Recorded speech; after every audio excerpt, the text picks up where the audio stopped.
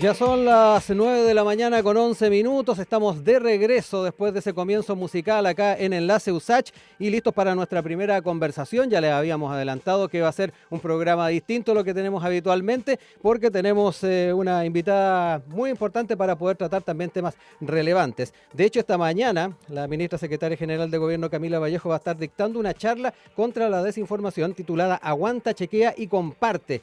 Esta actividad cuyo objetivo es poder entregar recomendaciones para que la ciudadanía cuente con herramientas de verificación de los distintos contenidos que se van viralizando en redes sociales y también en medios de comunicación, se va a desarrollar en el auditorio de la Facultad de Administración y Economía de nuestra universidad en un ratito más.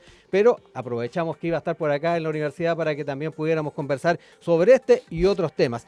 Ministra, agradecido de que nos acompañe nuevamente acá en Radio USACH. ¿Cómo está? Bien, ¿y ustedes cómo están? Muchas gracias por la invitación, obviamente, y por abrir las puertas de la casa de estudio de la histórica y emblemática Universidad de Santiago de Chile, para justamente hablar de temas que son importantes a nivel global, no solamente en nuestro país, como lo es el fenómeno de la desinformación y la amenaza que significa para las democracias del mundo. Exacto, porque hay factores, tal como lo dice usted, que son de carácter global. Sí. Para esta conversación quise también remitirme un poquito a los distintos elementos que surgieron de la Comisión contra la Desinformación, que recordemos entregó varias propuestas, líneas de acción.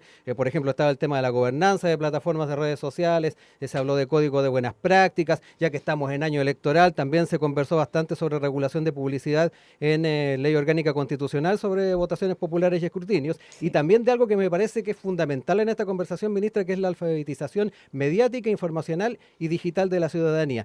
Y para empezar, y yo creo que también muchos de esos temas va a estar abordándolos en esta misma charla, ¿en qué pie estamos en cada uno de estos elementos? ¿Cuál es el balance o el estado del arte, diría usted? Mire, nuestro país está recién sumándose a este debate a nivel global. Nosotros tomamos la iniciativa desde el gobierno de empujar esta comisión asesora contra la desinformación o para abordar el fenómeno de la desinformación, justamente para dotar de herramientas al debate público, particularmente al gobierno, bueno, también al Parlamento, etcétera, de cómo se comporta este fenómeno, entenderlo un poco más y cómo poder abordarlo y enfrentarlo no solo desde las instituciones, sino que también desde la ciudadanía.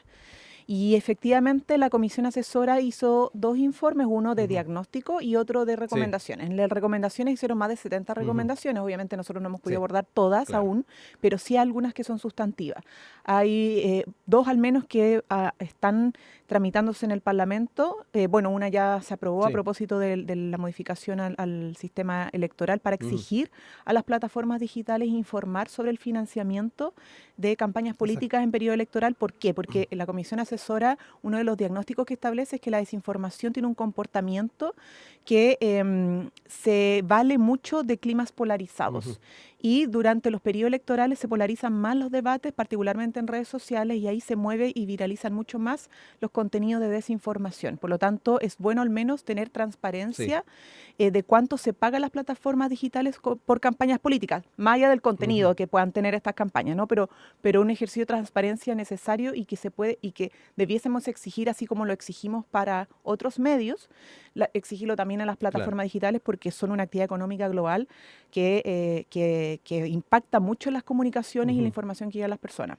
Lo segundo, también en la ley del lobby hay una regulación para exigir a todos, no solo a las plataformas digitales, sino que a todos los medios, poder informar qué entrevistas o qué como insertos son pagados realmente, ¿no? Porque a veces hay entrevistas de opinión de expertos y uno dice, bueno, de buena voluntad el experto habló y dio su opinión crítica o no crítica, sino que más bien valorando una iniciativa legislativa, una reforma, etcétera, pero a veces no se dice que esa entrevista fue pagada.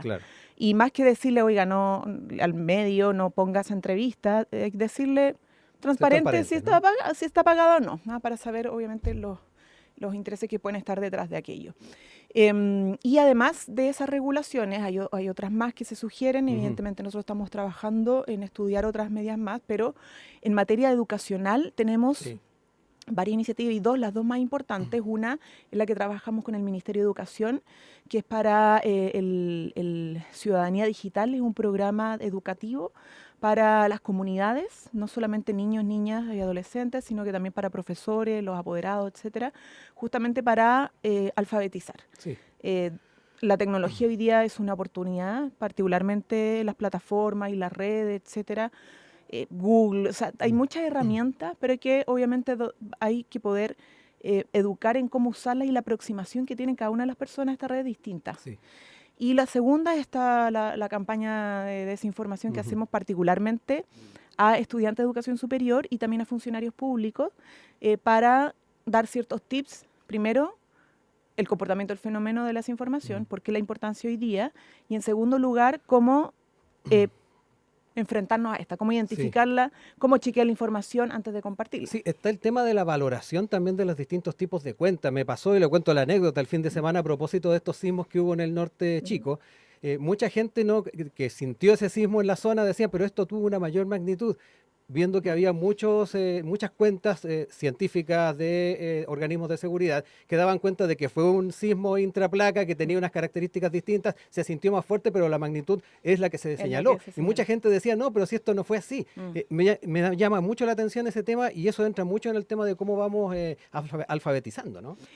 Sí, es que por eso también es importante la charla, porque hay varios como aprendizajes sobre el fenómeno. Primero, no es una cosa nueva. Sí. La desinformación existe desde que existen como las sociedades, incluso las más primarias. Pero hoy se viraliza con mayor hoy facilidad. día, claro, hoy día, ¿por qué nos preocupamos? Porque vivimos en un sistema donde lo que se sube a una red social en un minuto llega al otro lado del mundo en 2 segundos. Sí. O sea, y por lo tanto, el impacto que puede tener la desinformación es mucho más grande que hace un siglo atrás.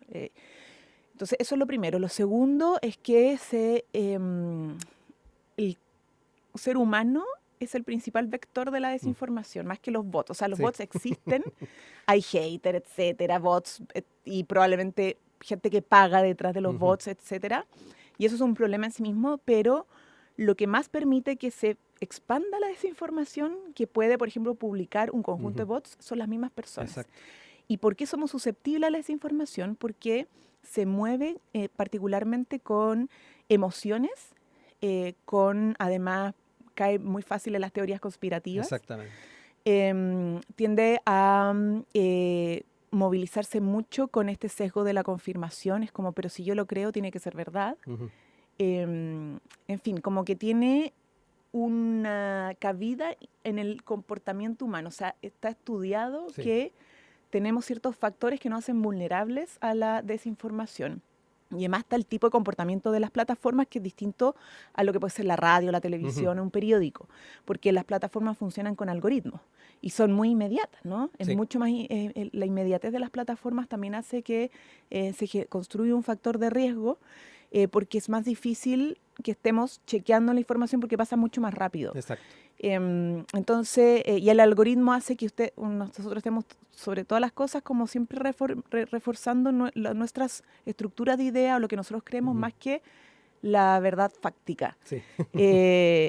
Bueno, es interesante y por eso la charla. Exacto, para nosotros que no se la vayan a damos perder. ciertos tips nomás y lo que hacemos es como dar una aproximación un poquito más concreta y simple a lo que es el fenómeno y algunas orientaciones básicas de cómo evitar caer en eso, entendiendo que las plataformas digitales no son neutras, tienen dueños, son actividades económicas mundiales, o sea, una, por ejemplo, X pertenece a Elon Musk tiene posiciones políticas, tiene un poder importante a nivel global, no solo porque se peleó con Taylor Swift, sino que tiene como posición. O sea, es un empresario de los más ricos del planeta, los más poderosos, y eso también hay que entenderlo. Sí. Y por lo mismo es también más llevadero una política de alfabetización, más que tratar de cambiarle los esquemas a lo que son estas grandes multinacionales, ¿no? Bueno, es que también hay un debate, porque por ejemplo, ¿por qué la televisión, la radio, la prensa escrita tienen regulaciones y leyes? O sea, tienen que cumplir ciertos marcos legales en sus países y sin embargo las redes sociales que hoy día son más masivas incluso que los medios tradicionales no tienen esas regulaciones. Entonces, por ejemplo, es el conflicto que hoy día tiene X en Brasil. Claro. Porque la plataforma y Elon Musk y la plataforma X no quiso someterse a ciertas exigencias de regulación que estableció además el propio Poder Judicial. y están enfrentados en una pelea, pero también ha pasado en la Unión Europea, ha pasado en otros países que han dicho, oye, por lo menos tengan domicilio, una personalidad jurídica en el país para poder decirle, no puede difundir discursos de odio, por ejemplo. Eso, ministra, nos invita también a pensar en una posición más geopolítica, por ejemplo, como continente. Usted hablaba también de la Unión Europea. Tal vez verlo desde esa perspectiva junto con las otras estrategias que llevemos adelante. Exactamente, y por eso la estrategia que hemos adoptado como gobierno es la alfabetización, algún par de regulaciones con las que hemos avanzado, pero también la coordinación internacional. Estamos participando en el grupo de trabajo de países de la OCDE. De hecho, tenemos prontamente un encuentro de la OCDE sobre esa información. También trabajamos con la UNESCO, porque la UNESCO ha tenido un trabajo de muchos años para ver el cómo regular la desinformación en plataformas digitales. Además, es un tema que se va a abordar de manera importante, enfocada sobre todo en el cambio climático, en la crisis climática en Brasil en el G20. De hecho, hemos estado hablando obviamente con nuestros pares en Brasil, porque ellos han tenido una experiencia, mucho más compleja con la desinformación que nosotros, y hay interés de ver como, no sé si regulaciones, pero al menos mínimos comunes entre países, dado que las plataformas digitales operan a nivel global y por lo tanto tener una mirada global para poder enfrentar este fenómeno de la desinformación en plataformas digitales es el desafío que tenemos en los países, al menos que aspiramos a defender y proteger las democracias de su amenaza, porque amenaza, o sea, los casos, hay muchos casos, pero tuvimos con el COVID, tuvimos con el censo, por ejemplo, que una desinformación terminó en agresiones. O sea, tiene consecuencias reales. La desinformación no opera solo como en una nube etérea, sino que impacta en la vida cotidiana de las personas y en sus decisiones. Oiga, ministra, para ir cerrando al menos este tema, quiero entrar también en el rol que asumen las universidades en esto. Porque en el trabajo que se realizó en la Comisión contra la Desinformación, efectivamente se vio en las universidades una alianza o una capacidad importante para poder sacar adelante muchos de esos temas. Sin ir más lejos, tenemos esta charla el día de hoy con usted acá en la FAE, pero ¿cuán importante también se están tomando las universidades en este rol? Bueno, es sumamente importante. Primero nosotros, porque lo miramos desde el punto de vista de la juventud, creemos y seguimos creyendo que la juventud es factor de cambios y que tiene que tener herramientas y empoderamiento suficiente para abordar los desafíos del presente para construir un mejor futuro. También un mejor presente, ¿no? Y por eso tenemos estas charlas a nivel de educación superior. Lo mismo con los funcionarios públicos, pero porque tienen una tarea igual ética relevante y tienen que tener herramientas para evitar la desinformación, pero porque además las universidades son espacios de debate, de pensamiento crítico, y no es solamente la participación de los estudiantes de educación superior la que nos interesa, sino que también de las comunidades, que estén los rectores, que estén los directores de escuela o los decanos, además de académicos, académicas, porque a lo mejor muchos académicos han investigado el tema, pero a lo mejor otros quizás nos han adentrado, pueden abordarlo desde otra mirada y queremos como contagiar un poquito con el debate, ¿no? O sea, nosotros creemos que logramos con esta iniciativa, que en un principio fue muy crítica, la de la creación de la comisión asesora, al menos sentar un precedente y dejar el tema para que no retrocedamos, sino que se siga avanzando en Chile en una discusión que, insisto, es global, es importante, de relevancia mundial, y en que nuestro país no puede estar ajeno a eso. Y por lo tanto, el debate y estas charlas en las universidades creemos que puede ser una ayuda para reforzar la idea de que este tema llegó para quedarse. Exacto, de seguro también va a ser el balance que se haga luego de esta charla, ministra. Oiga, quería ir tocando también otros temas. El día de ayer tuvimos ahí distintas informaciones respecto a lo que fue la participación del presidente Boric en Nueva York, en lo que fue la sesión plenaria de la Cumbre del Futuro. Tuvo su intervención ahí sobre apuntes bien interesantes en torno al mundo que estamos viviendo, la importancia de que efectivamente la Organización de Naciones Unidas, el Consejo de Seguridad, se vaya adaptando a los tiempos, pero también gestos bien importantes como fue la reunión con el presidente palestino Mahmoud Abbas, cita que, dicho sea de paso, no cayó muy bien en la comunidad judía en nuestro país. ¿Cuál es el balance también que hace usted, ministra, respecto a lo que fue esta jornada que se vivió el día de ayer? Bueno, esta Asamblea de las Naciones Unidas está comenzando recién. El presidente tiene varias bilaterales, entre ellas con su par en Palestina. Recordemos que además Chile ha promovido y ha reconocido al Estado palestino desde hace muchos años atrás, no solamente por parte de este gobierno, es parte de su política internacional.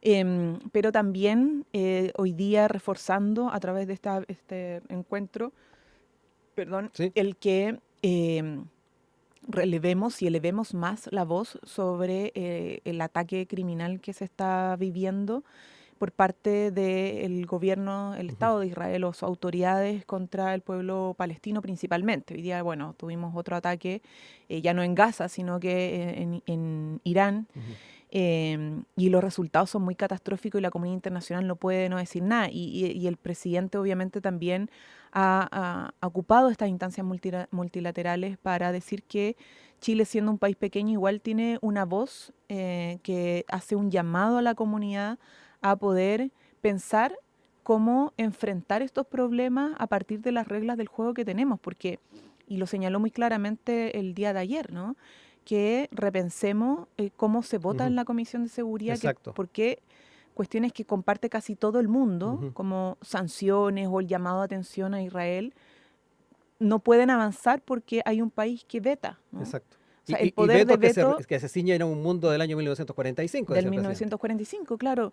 No es lo mismo el 2024 que 1945 y por lo tanto tenemos que pensar y repensar las reglas del juego en las relaciones multilaterales, en la realidad que vivimos hoy día en el presente, con los conflictos que estamos viviendo que atentan contra las democracias, contra la soberanía de los pueblos, contra los derechos humanos de las personas, y en este caso particularmente en Palestina, pero podemos ver otros casos, ¿no? Ahora, el de Palestina tiene de los que más consecuencias graves para niños, niñas, para mujeres ha tenido por la cantidad de muertos que ha generado, ¿no? Pero es un llamado importante y el presidente, bueno, se ha caracterizado por un liderazgo en materia internacional muy apegado al respeto irrestricto de la soberanía de los territorios, los derechos humanos y la democracia. Entonces la agenda va a tener mucho que ver con eso, pero también con los desafíos globales en materia de cambio climático y la protección de los océanos. Sí, y está el tema también de la forma en que se asumen los debates en las distintas sociedades, porque esto de una u otra forma también ha sido tema de debate dentro de las comunidades en nuestro país. Yo traía a colación también las opiniones de la comunidad judía, quiero ahí leer algunos de los elementos del comunicado. Ellos dijeron que les preocupa que el presidente, quien se ha presentado como un defensor de la paz y de los derechos humanos, se reúne en privado con Mahmoud Abbas, líder de la Autoridad Palestina, cuyo gobierno apoya y premia abiertamente al terrorismo. De alguna manera también esto genera cierta crispación dentro de los territorios donde se está hablando de estos temas. ¿Cómo ve también el tenor que está asumiendo esta discusión? No, son críticas, lo dijo nuestro propio canciller, y totalmente injusta. El presidente Gabriel Boric se reúne con sus pares y respeta obviamente la calidad de mandatario que tiene, de además un país que nosotros lo hemos reconocido como Estado, ¿no?, que tiene su representante, y eso no implica ni va a implicar jamás, porque también hemos sido tajantes en eso, en condenar las acciones de Hamás como un grupo terrorista que también ataca la dignidad de las personas y ha causado muertes y dolor. Lo planteó en su último tuit también el presidente. Sí, por lo tanto, yo creo, o sea, no, ceñirme a lo que ha dicho el canciller, que lo compartimos completamente, una crítica desproporcionada, injusta, no apegada a la realidad, para al final no hacerse cargo del problema de fondo que tiene que ver con estos actos criminales y genocidas que se siguen perpetrando de manera sistemática por parte del Estado de Israel contra el pueblo palestino. Ministra, la llevo también a temas parlamentarios. Hoy día vence el plazo para la presentación de indicaciones al proyecto de cumplimiento de obligaciones tributarias. ¿Cuál es el balance también del Ejecutivo en esta situación? Porque ha habido acercamientos de posiciones. Si uno revisa también los distintos puntos que se han planteado en las sesiones, también el propio ministro de Hacienda ha dicho que felizmente se han estado acercando posiciones.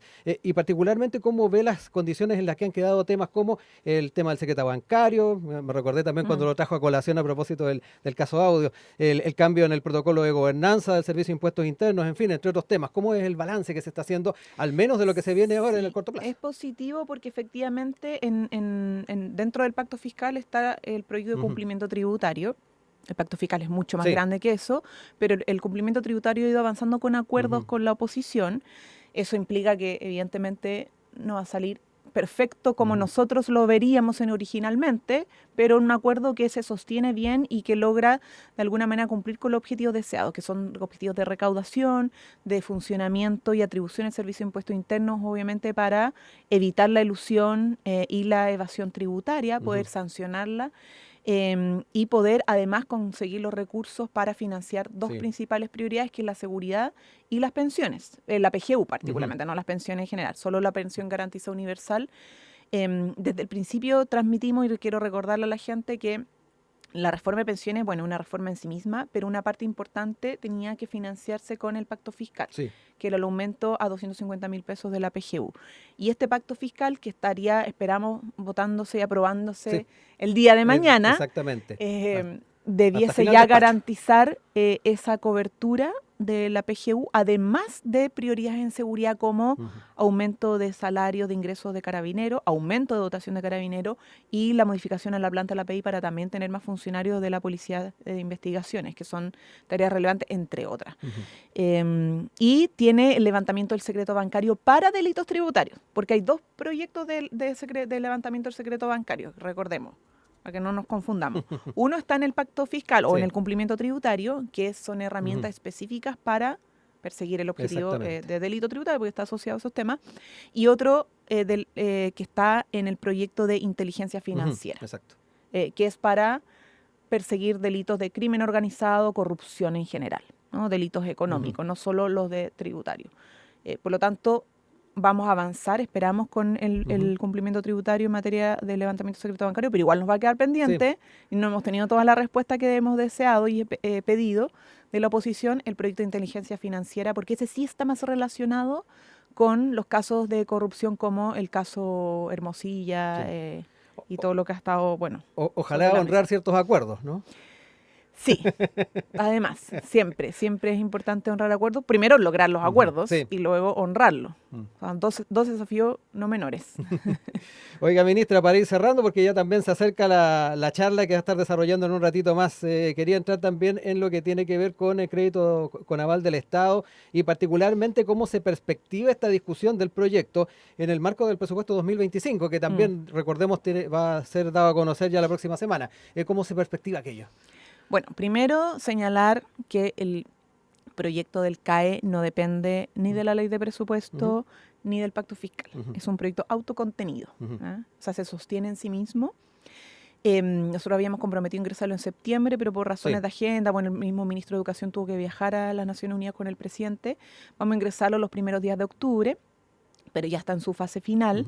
Ha tenido un intenso debate prelegislativo, precedido además por un intenso trabajo entre ministerios, el Ministerio de Educación y el Ministerio de Hacienda, porque no era fácil lograr un diseño para terminar con el CAE y al mismo tiempo proponer un nuevo sistema de financiamiento que lo reemplazara. Y eso se está logrando ya, o sea, prácticamente se ha logrado. No voy a dar más detalles de eso, pero sí hay ciertos principios. Uno es que, además de autocontenido, va a ser un proyecto progresivo y además justo. Es decir, que todos van a tener, o sea, va a haber una solución universal, un alivio universal, por decirlo de alguna manera.